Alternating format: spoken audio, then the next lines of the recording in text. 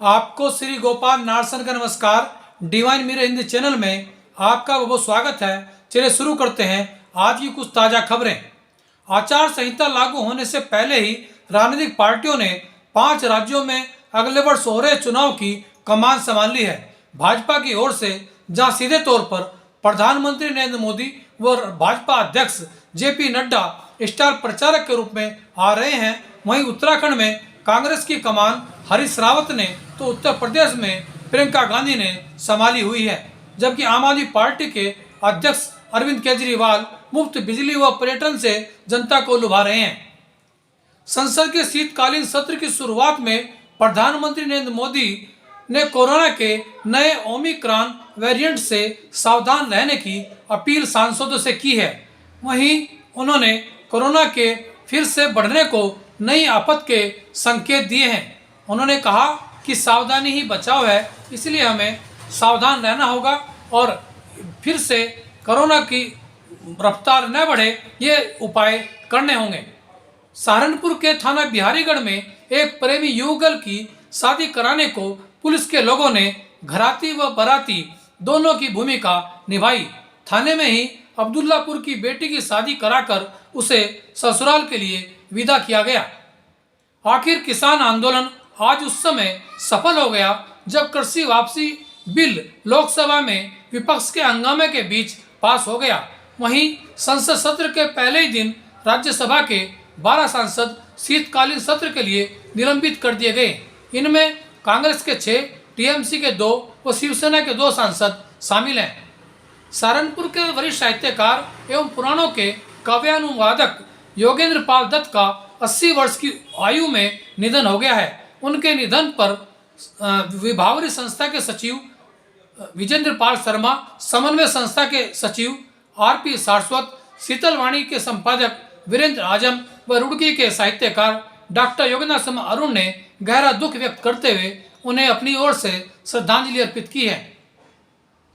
कांग्रेस के पूर्व प्रदेश अध्यक्ष किशोर उपाध्याय ने नई कोरोना के वेरिएंट से बचाव के लिए सरकार से सचेत होकर बचाव की रणनीति बनाने की अपील की है। उन्होंने कहा कि कोरोना में मारे गए लोगों को के परिवारों को 10 लाख रुपए का मुआवजा दिया जाए, ताकि जो परिवारों के अंदर क्षति हुई है, जो कोरोना से उनके मरीज मरे हैं, उनका मुआवजा मिल सके और वे अपना जीविकोपार्जन कर सके।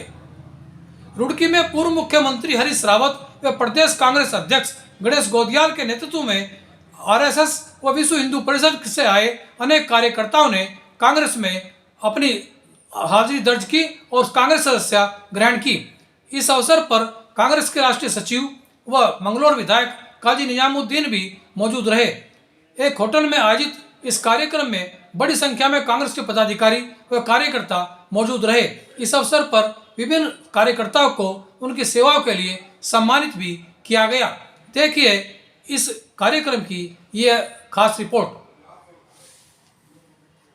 हमारे विरोध में खड़े होते थे, ताकत लगाते थे, वो आज आपके साथ आए हैं और कल आपके साथ खड़े होकर के वो हमारे राजनीतिक विरोधियों का मुकाबला करें।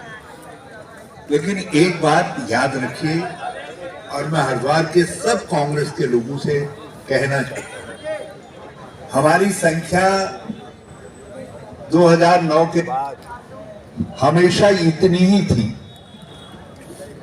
और बढ़ती गई, बल्कि हर बार। लेकिन जितनी संख्या बढ़ती गई उतना ही हम अनियंत्रित होते गए, हमने अनुशासन छोड़ा और उसके बाद हम लगातार हारते गए। एक समय हम यहाँ की 11 सीटों पे जीते, 11 की 11 विधानसभा, और अब पूरी ताकत लगाने के बाद हम 3 पर आ गए। यदि आप 3 पर आ गए, गलती थोड़ी हमारी भी है। हमने हरिद्वार के लोगों को यह एहसास नहीं करवाया कि सत्ता बड़ी मुश्किल से आती है और बड़ी मेहनत करने वाले कार्यकर्ताओं के परिश्रम से आती है। क्योंकि इसलिए आपको एहसास नहीं हुआ कि आप जहां चाहते थे मंत्री, मुख्यमंत्री, कांग्रेस की सरकार में पूरा सचिवालय आपसे भरा रहता था और मेरा घर भी आपसे भरा रहता था, चूल्हे तक आप पहुंच जाते थे। तो आपको ये मालूम नहीं हुआ कि जिस मुख्यमंत्री के चूल्हे तक आप पहुंच रहे हैं, उस मुख्यमंत्री को बनाने में आपके अलावा कुछ और लोग भी हैं जिन्होंने मेहनत की, लेकिन वो लोग अपने अनुशासन से काम करते थे।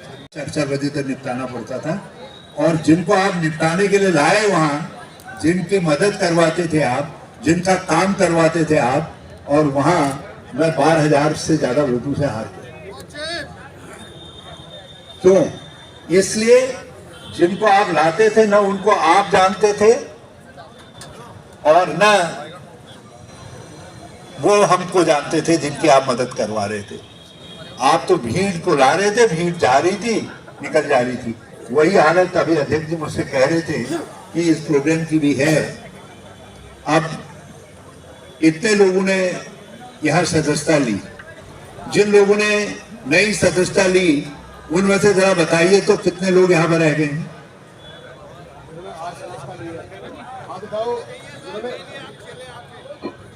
जिन लोगों ने आज सदस्यता ली है जरा हाथ खड़े कर लीजिए एक बार। जिन्होंने आज सदस्यता ली है हाथ खड़े कर लीजिए एक बार। दूसरा, मैं आयोजक बंधु से कह रहा हूँ, बंद करके केवल ये फला जाति का है, ये फला वर्ग का है, ये फला का हित करेगा, इसलिए जो है उनको मंत्री बना दिया। और आधे मंत्री सारे उत्तराखंड से थे और आधे मंत्री हरिद्वार से थे। महत्वाकांक्षाएं बढ़ा दी, लेकिन पार्टी के लिए समर्पण मैं नहीं बढ़ा पाया।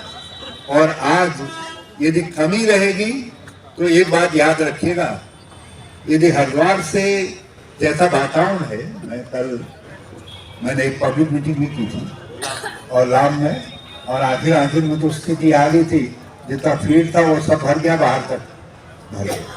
तो जब जो स्थिति है वो चीख करके कह रही है कि कांग्रेस फिर सत्ता में आ रही, लोग तय कर रहे हैं कि कांग्रेस को लाना, मगर यदि आप व्यवस्थित नहीं रहे, और एक बात, दूसरी बात ईमान करके चलिए, किसी का टिकट अभी फाइनल नहीं, अभी थोड़ी देर में फोन कराना है, लेकिन सब अपने अपने तरीके से खेत में पानी डालिए, गुड़ाई करिए, काम करिए, देखेंगे जिसके लिए ज्यादा लोग कहेंगे, बात करेंगे, उसको टिकट देंगे। अब लेकिन आने के लिए कोई पार्टी में आ रहा है तो कैसे उसको रोकें?